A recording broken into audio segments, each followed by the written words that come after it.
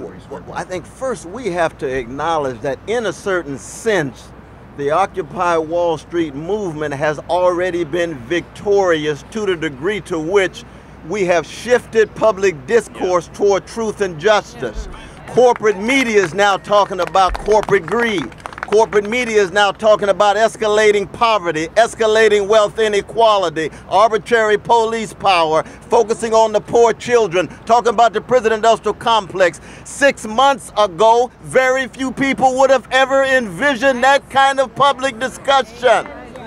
So that's changing the spirit, the geist, the ethos, the atmosphere of a society that has been so locked into vicious lies that hide and conceal social misery. And so in that sense, the impact is already felt, but it's still first steps on the way to fundamental transformation. And you can see the panic and the hysteria among the elite.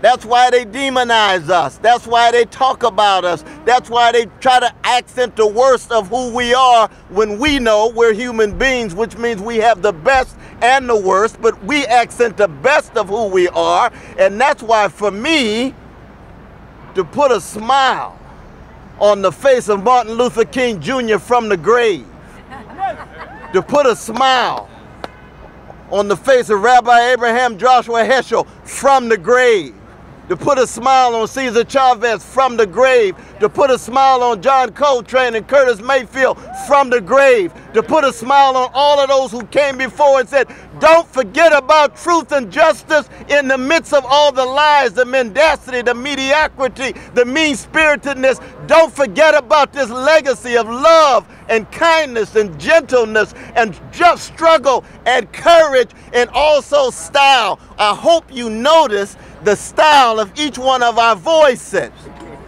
because style is very important. And from the black part of town, style is fundamental. That's why Edward Ellington was a duke. That's why Basie was a count. That's democratic nobility.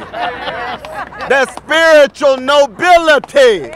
And it has to do with the depth of their love and their soulfulness.